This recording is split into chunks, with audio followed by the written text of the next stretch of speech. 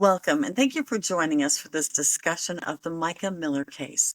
This tragic story of a South Carolina pastor's wife whose death was ruled a suicide amidst allegations of domestic abuse and every type of abuse a person could be subjected to, according to her attorney. This story, Mica's story, has sparked deep public interest, calls for justice, and a push for Mica's law to criminalize terminal stalking, harassment, and coercive control. Today, we're joined by journalists who've been on the front lines of reporting on this sensitive and complex story. Through their in-depth investigations, they've brought to light the layers of this case, from Mica's allegations of abuse to the financial and legal scrutiny surrounding her husband, John Paul Miler, and Solid Rock Ministries, and the scandalous legacy of his father, Reginald Wayne Miler. Where did the story begin? How do journalists go about covering such difficult and emotionally charged topics? With so many developments in the past couple of weeks, where does Mica's story go next? I'm Callie Lyons with FITSNews, and today I'm joined by Will Folks, the founding editor of FITSNews, Jen Wood, FITSNews research director, and independent content creator Robbie Harvey. Thank you all for being here. Thanks, Callie. Boss, I love getting you in the hot seat. It happens only once a year. It's a treat for me. This story begins with you, though. This story truly began at FITSNews when, on April the 28th, John Paul Miler announced the death of his wife at the end of a sermon. And, Will Folks, you got a tip that led you to post that announcement on the website, capturing the attention of so many people. How did that come about? Yeah, I mean, well, you said it just right. I mean, we're only as good as our sources, any of us in this business. The people out there who are on the front lines, seeing, observing, recognizing things that aren't right, that don't add up, and they reach out to us and they trust us to tell those stories and to try to make sense of it to broader audiences. So absolutely, it was really good group of sources that passed that information along, and the story definitely took off. But, one of the things I always like to point out is that when stories like this take off and attract this kind of level of attention, I mean, at that point, it's nobody's story anymore. I mean, you may be first to it, but I mean, and that's a good thing, because I think the more voices that are engaged in a process, the more people who are bringing a level of scrutiny to it, that is for the good. That is always going to get us closer to truth. And, we got Robbie on the show today. I mean, nobody's driven the story more than Robbie has. And so my hat's off to you, Robbie, for the work you've done, man. I mean, just unbelievable. But that's how these stories move forward. I mean, it's groups of people that, commit to telling them. And I don't think anybody's done it better than Robbie, but, there's a ton of other folks, even some former employees of this media outlet. I mean, they've done a good job advancing the story. Mainstream media outlets, a few of them have done a good job advancing the story. Not all of them, but it really does take a village of journalists and independent content creators to drive the narrative in the direction it needs to go. And as long as they're all pushing for the truth, one day we'll get there. I wonder, though, if we would still be talking about Mica Miler without that decision to post the video, John Paul's announcement. What do you think, Jen?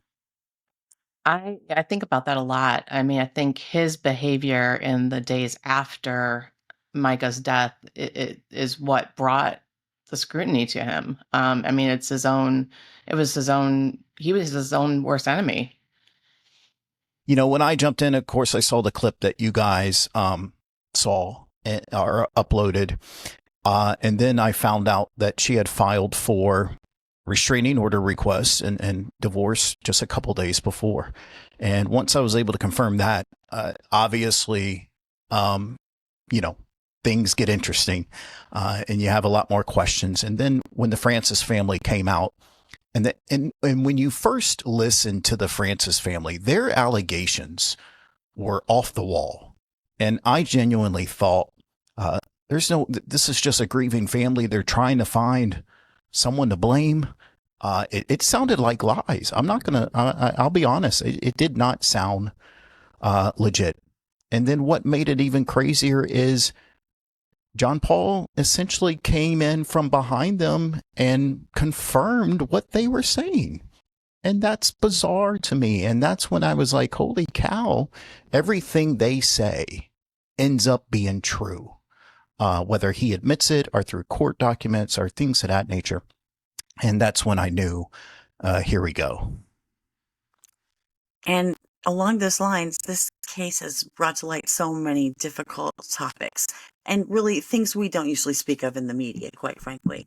We report on domestic violence and suicide, but this case goes into so much more, including some gray areas and issues previously not necessarily considered fit for print.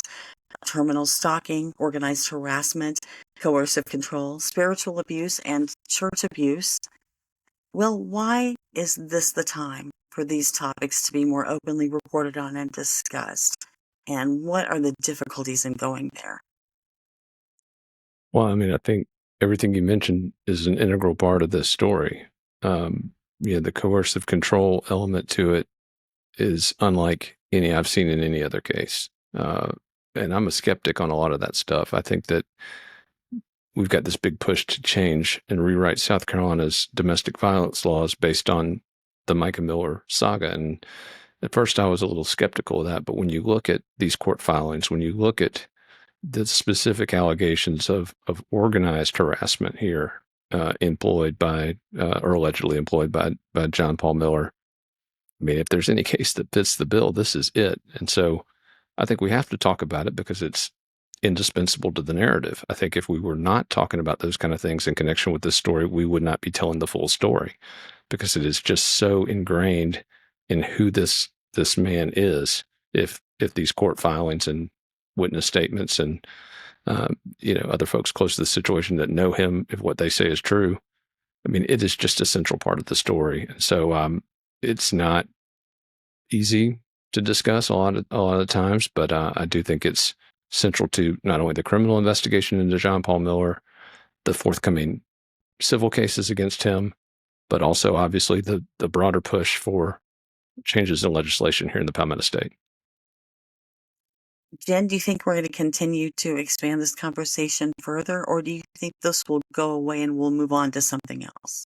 No, I don't think this is going anywhere. And I'm glad. I'm glad for that. I think, regardless of what side you fall on the debate, we're not doing a good enough job to protect people in these situations. And even, I did an interview with Regina Ward, who's today, and she said, that they are still moving forward and they're coming up with, different ways to write the laws that are needed to be passed so that maybe they'll go through quicker.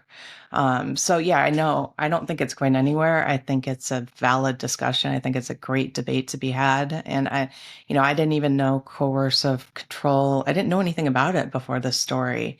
And it's educated me on, the importance of it and educating law enforcement on it and things we need to do. Now, Robbie, you operate in a different world of information sharing, a very interactive world, if you will, content creation for social media. So you were able to cover these things in a different way, but also it made you a target for harassment, very personal harassment at times. How did that play out for you? It's really interesting. I think this is kind of a groundbreaking case when it comes to journalism and law enforcement. The first thing I did when John Paul Miller reached out to me and we started exchanging in text messages is I reached out to the FBI office there in South Carolina and said, hey, I've got this guy talking. I don't want to interfere. What do I need to do? And they were just, they were kind of welcoming to, you're a reporter. You report on what you want. And I found that really interesting. I feel like we're in a transition social media can be a dangerous place for lies and things of that nature, and mistakes, and it can feed a narrative that's not true. But for those who take it seriously, like I do, and genuinely care, not for the views or the clicks, but what has happened in this story is heartbreaking. And spending hours and hours and hours with alleged victims, and talking to them, spending hours and hours and hours with friends and family on the phone. I had one phone conversation that went to 4 a.m. And you just sit there and let people talk.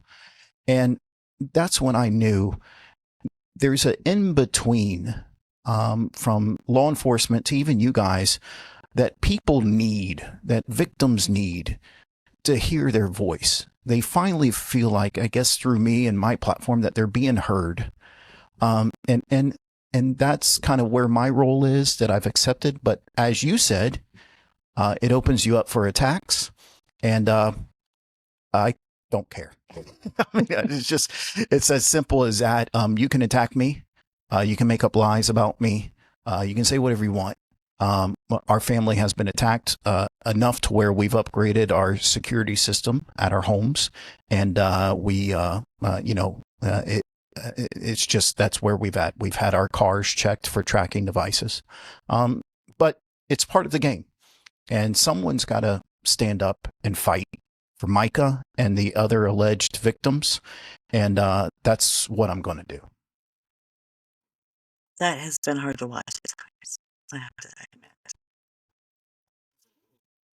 been hard to see you go through that, quite frankly. But it's part of the game. Look, John Paul has allegedly done this for years. It's the same blueprint. That's what's baffling to me. It's the same blueprint to me. The tricks that have been pulled against me by others allegedly.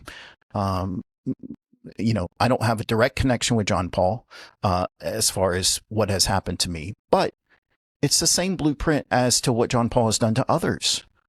I'm going to expose you. I'm going to expose that you're cheating on your wife or your husband or whatever. So many people have come to me that have told me the same exact harassment that they went through. Just with Mica, it was multiplied by tenfold. I mean, it's just, I cannot imagine, after what myself and my family have gone through, I cannot imagine what Mica was going through. And it's interesting because his actions validate what you're hearing. You're like, it's happening to me. I personally I feel comfortable reporting this because he just did it to me.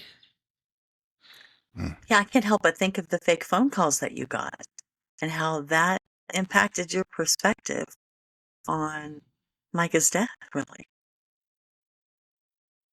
My phone calls, or Jen, you got phone calls? Oh, no, I think you got them. I don't think Jen got them. Yeah. No, I don't think I have either. Believe it or not. Yeah, no, my fake phone calls, and I the first one I got, I did not report on it. It was a woman claiming she had been kidnapped by John Paul. John Paul was in the background of the phone call. I heard him. I was interacting with him. And my wife heard this. I put it on speakerphone immediately because I knew I had to have a witness listening. I used her phone to call authorities and get police to his house, and nobody was there. And I profusely apologized to the police when they called back and said, "I'm sorry, y'all, but this was real. I'm telling you it was real." And they believed me. And then, spoke with other contacts about it. And, but I kept quiet about it. And then I got my second fake phone call and, recorded that one. I was ready. And that's when when I got my fake phone calls, that's when the possibility of Mica's 911 call in my mind could be fake, because many of her friends and family have told me since the day that 911 call came out, that is not her. And I didn't believe them.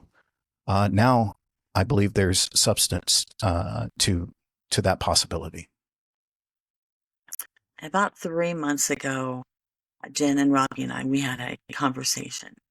And at that time, I know, Robbie, you said, when everything comes out, it won't matter who pulled the trigger, but why the trigger was pulled.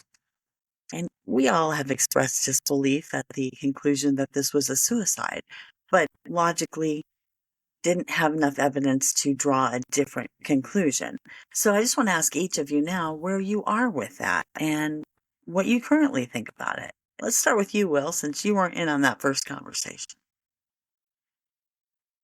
Yeah, I mean, I think it's important to keep an open mind to all possibilities. And certainly everything that I've heard related to the federal investigation leads me to believe that it is not focused on a murder investigation.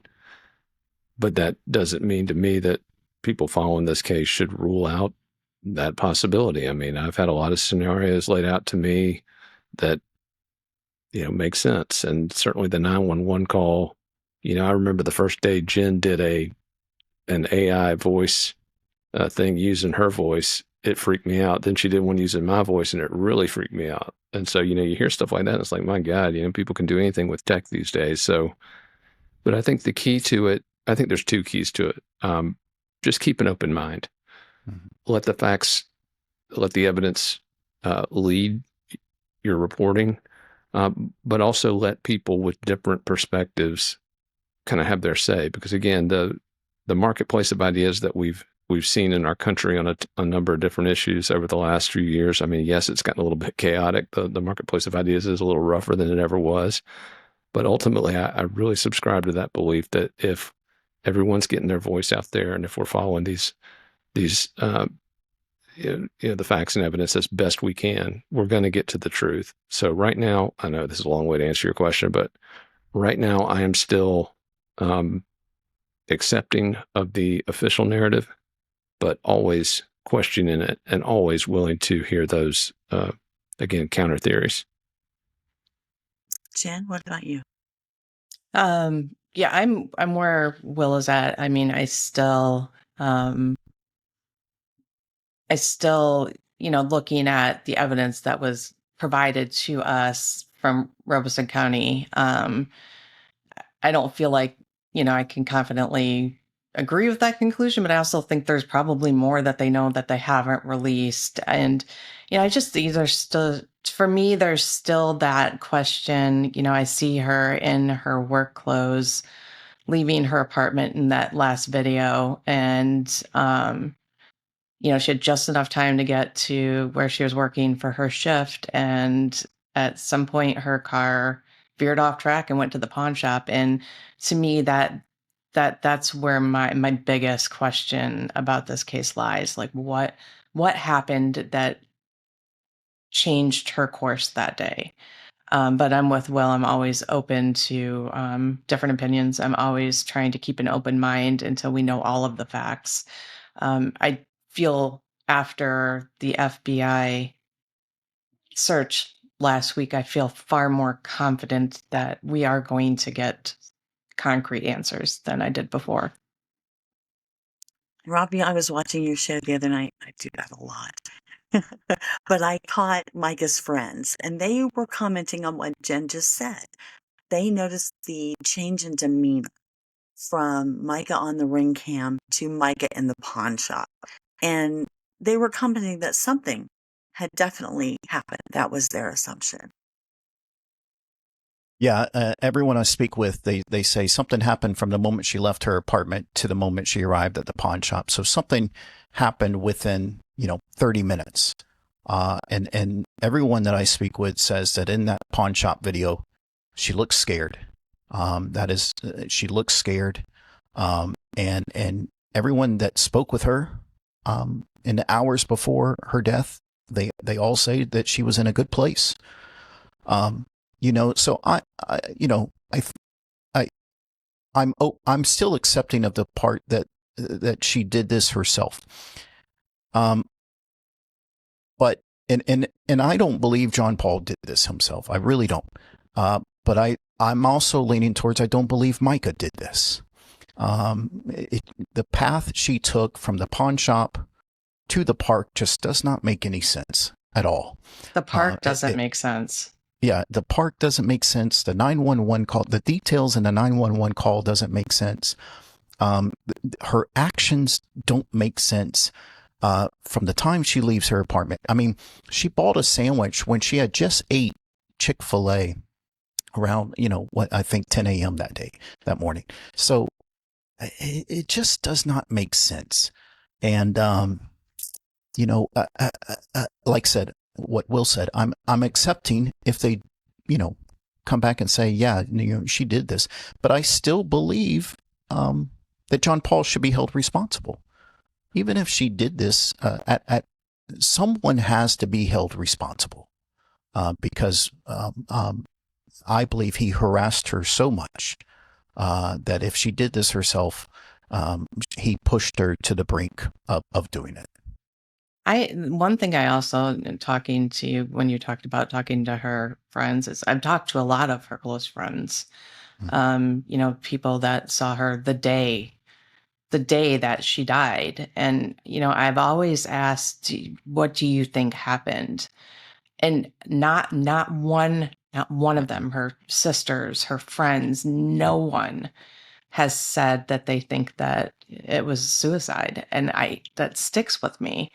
I think everybody's open to it like me, but nobody's said, yes, she was despondent. She was down. Nobody said that that's what they think happened. Which I think is interesting. And to back that up, I mean, you guys have more experience in this, but the questionable medical documents that have come out since, I mean,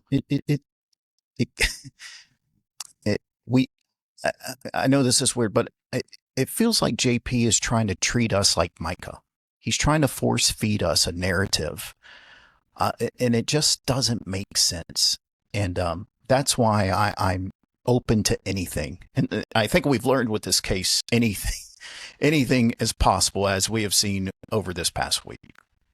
Robbie, if I could hop in real quick, one of the things you just said kind of stood out to me, because we were talking earlier about this case wouldn't even be here were it not for that video and the in the immediate aftermath. But when you think about it, that video, the reason we have it, the reason that it was put out in the first place, was that he was trying to frame the narrative. He was trying to establish the narrative, and I think he has continued to do that throughout this. The control of the narrative is obviously so important to John Paul Miller. But one thing I do think we can all agree on, we obviously have different standards in our country, whether it's a criminal case beyond a reasonable doubt, whether it's a civil case, the preponderance of evidence. But there's also a broader kind of eternal moral responsibility. And I think all of us can agree that if Mica Miler never got involved with this guy, she'd still be alive today. Yes. I think we can all agree on that. And so you put it really well there, Robbie, talking about just that serial, repetitive, persistent, overbearing harassment that, again, whether he did it, whether he was part of a conspiracy to do it, I don't know if I'm there yet, but I definitely believe that it was that sustained campaign of harassment that led us to where we are today. And of course, the family did file a suit against John Paul Miller, and then this summer agreed to a settlement, which effectively ended their case against him. And with that decision, which was very controversial, a lot of people have a hard time understanding that. I think a lot of people still have a hard time understanding why the family settled.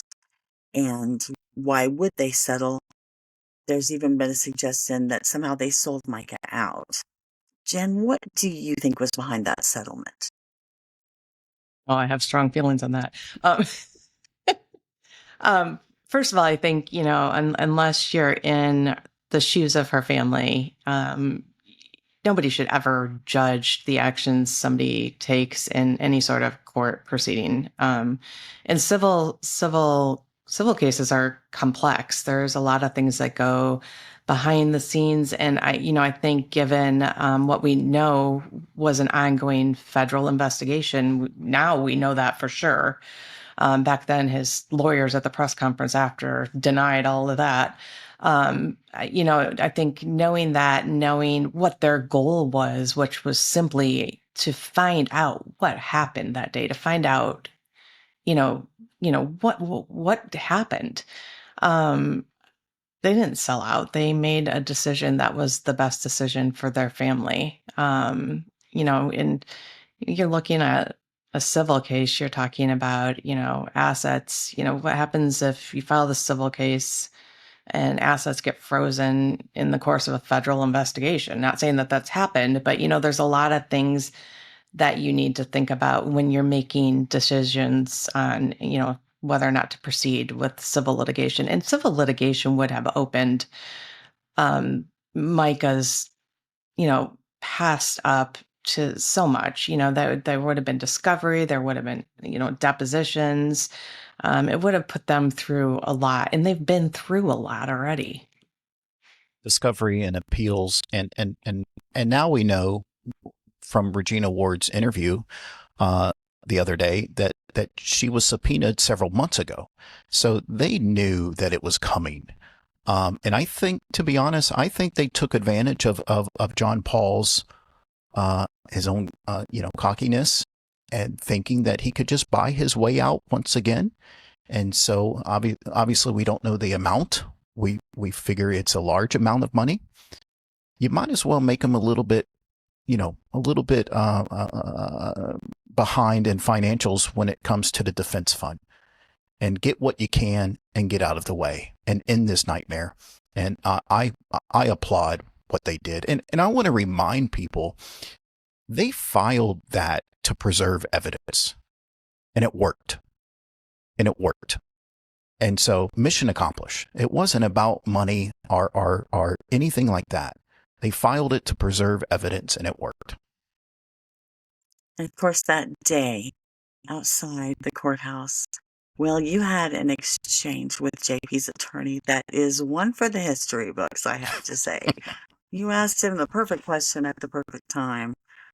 So why don't you, I'm not going to describe it. Why don't you give us the rundown of what you asked and what he said? I mean, he's trying to pass it off that all the investigations into this are over. The case is closed. I mean, they were really trying to put a bow on this whole thing. They wanted the protests to stop. They wanted everything to get back to normal so that they could get back into the business of,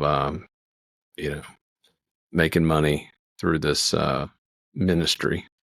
And, I did what I think a couple other folks were there asking similar questions. So I wasn't the only one there asking some tough questions. But yeah, I grilled his attorney a bit on, okay, specifically, who are you talking about here? Which agencies are you talking about? Because we're not hearing what you're hearing regarding this investigation being over. And obviously, folks watching the news last week, when the black Suburbans start rolling deep in your neighborhood, and people with FBI emblazoned on the back of their jackets start carrying computers and other materials out of your home, pretty good sign you're still under investigation. I'm just spitballing here. I mean, I don't know. And they're still trying to put a bow on it. Yeah. Even after that, he came out and seemed like, and they're just fishing, and hopefully today's the end of it. Just like, I mean, you get, if they've presented enough probable cause to get a search warrant to a federal judge, they are not just digging. They are digging for something specific because they. Yeah.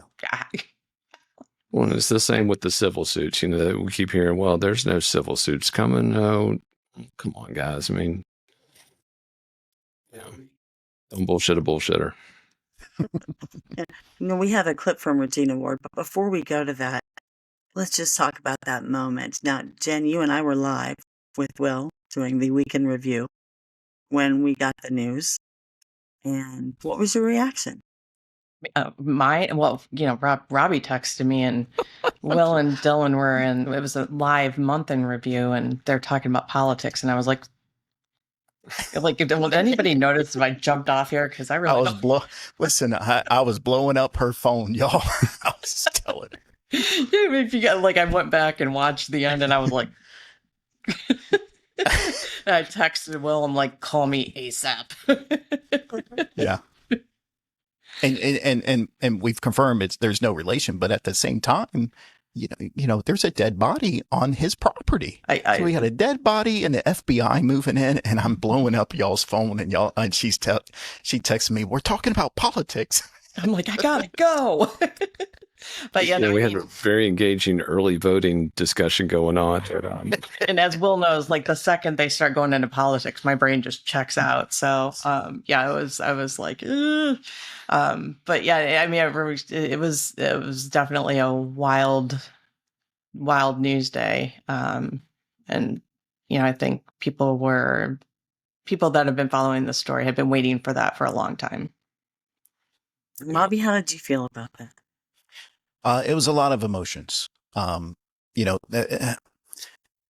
believe in the balance of trying to keep your emotions out of it, but and I think you guys can attest to this, when you hear the stories of allegedly what has happened over the past 10, 15 years, there's no way you can keep if you're a human being, you cannot keep your emotions out of this. And my platform has been open to John Paul. It was made available to him from day one, and he knows that, and I have that in messages. But when, I began to be harassed and had the police call on me for simply covering the story, that's when, I cut it off. When I got my fake phone calls, that's when I cut it off. So there's a lot of emotions, and I called the people closest to Mica first, to let them know that it was happening before I reported on it, and a lot of tears from people. It was something they had been waiting for a long time.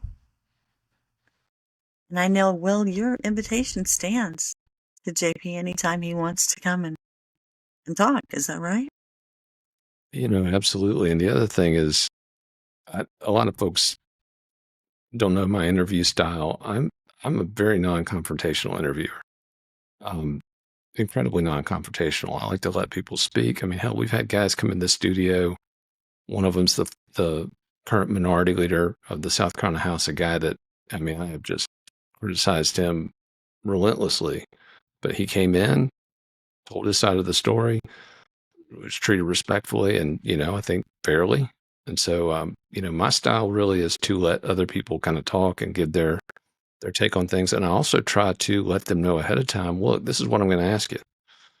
You're not going to come in here and get ambushed, because a deer in the headlights response to me has never served journalism. Yeah, it's great for clicks and whatever if you catch somebody in a gotcha moment, but to me, it doesn't really advance the debate. I like to let people know, hey, this is where I'm coming from. This is what I want to know answers to. Now, a lot of times people then say, well, I'm not coming on, which, okay, whatever. But yeah, we've made it clear to John Paul that he's welcome and he'd be treated fairly and respectfully. Absolutely. And I hope he takes us up on that offer. But, I'm also, I'm going to beg him to come on. He knows the invite's there. And if he ever wants to take advantage of it, we'll be waiting. And Jen, you talked to Regina Ward earlier, and we have a clip from that conversation. So let's play that now.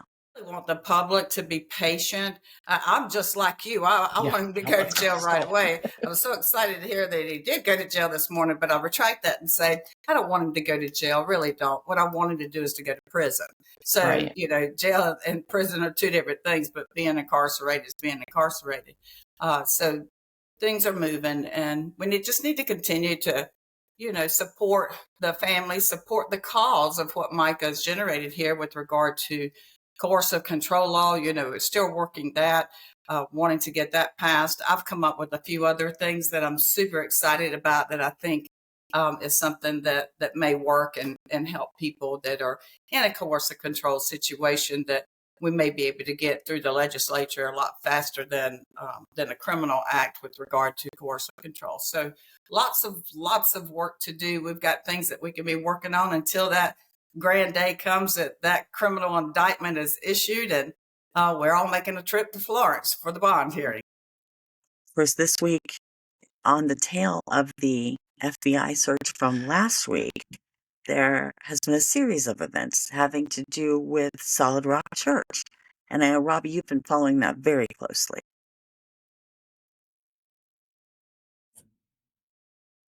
John Paul, someone needs to create a college course on on how not to act when you're accused of the crimes he's accused of. A lot of his heartache is brought on upon himself, and it's just stunning that we are this far into this story, and he continues to find ways to slip up. I just don't understand it. For some reason, and maybe you guys know why, but the protesters, we saw it with the Russell Long press conference, the protesters really bother him. And I think we saw him snap from that this week. And I want people to put in perspective what we saw from him this week, charging after that woman, whether he touched her or not. It's hard to tell, but the way he snapped and charged after her, now imagine Mica.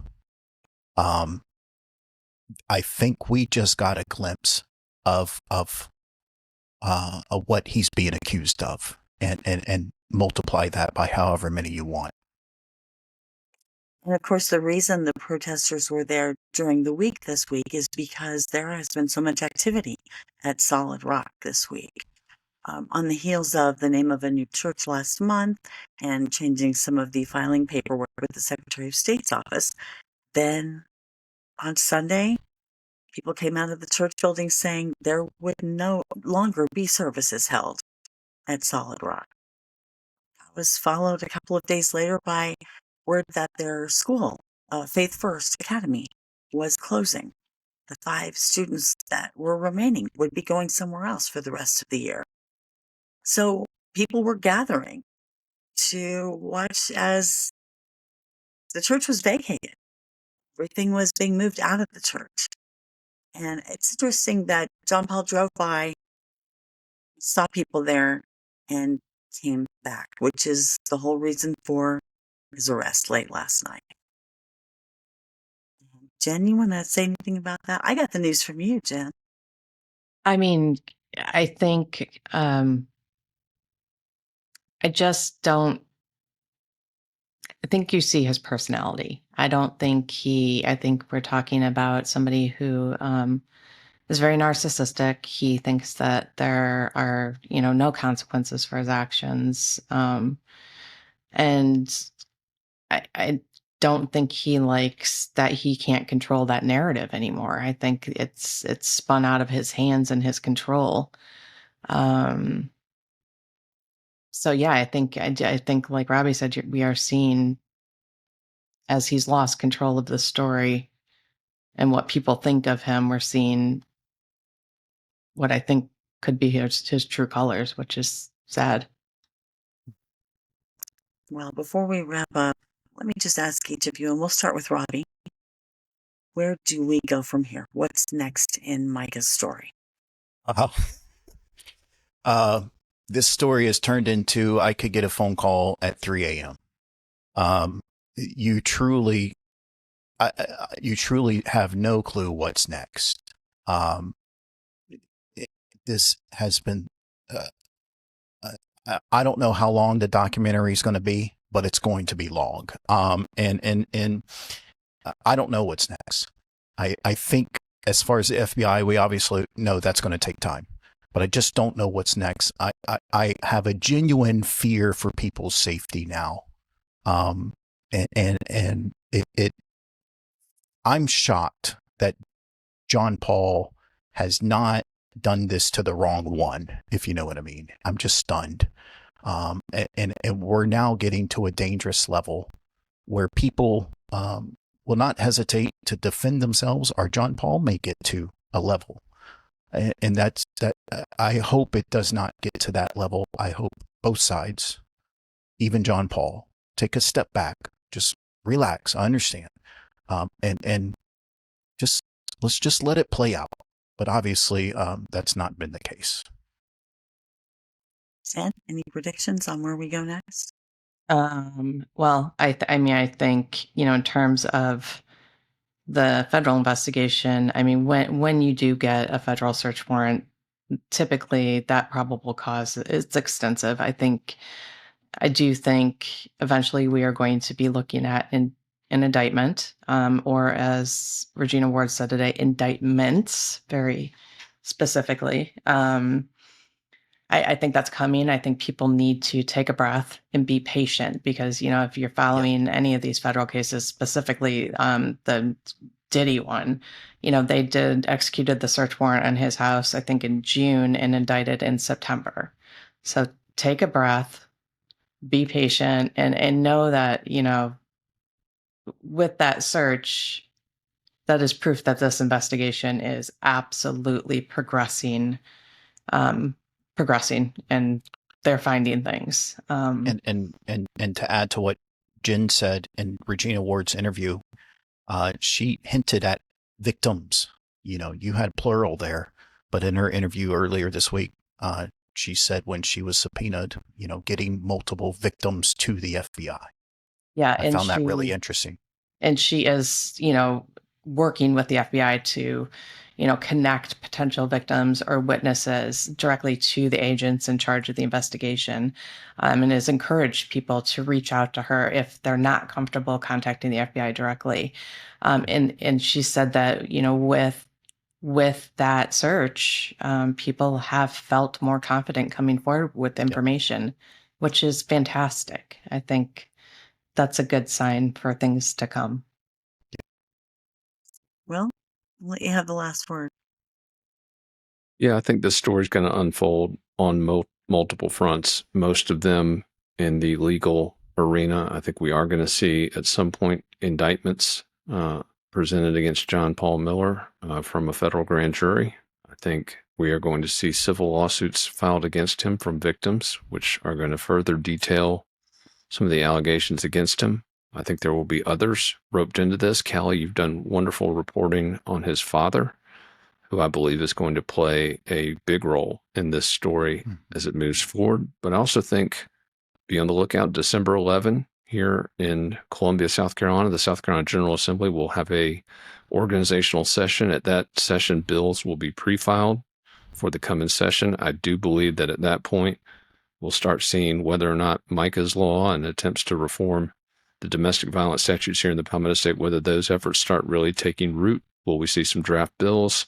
What will they include? What sort of definitions? I think if there isn't, I think Regina's going to come in here and set the place on fire. We'll have to see. But one way or the other, that debate's going to start moving forward. But guys, I also think there's a bigger story here that we're going to be following. And I think this goes into, Robbie was mentioned earlier, he doesn't know who's going to do the documentary or what network it airs on, but it's going to be long. I think the bigger story here is yet another example of a faith-based ministry just being run by faithless people. This isn't about God. It's about money. It isn't about faith and salvation. It's about control.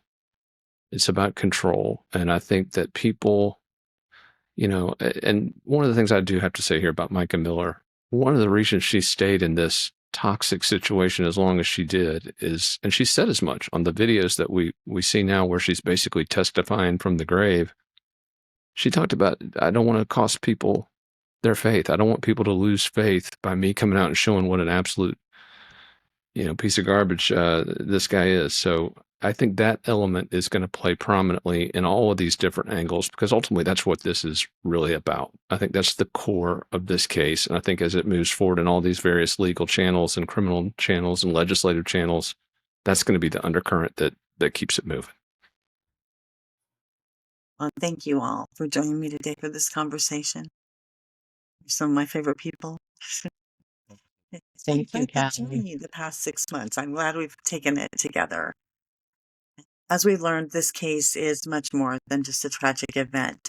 It's a powerful reminder of the critical role that media plays in uncovering truths, advocating for justice, and holding both individuals and institutions accountable. You can follow Robbie Harvey's work at the Robbie Harvey on your favorite platform. As for the rest of us, you can follow us at FITSNews.com. If you like our work, please share and subscribe. We sure appreciate it when you do.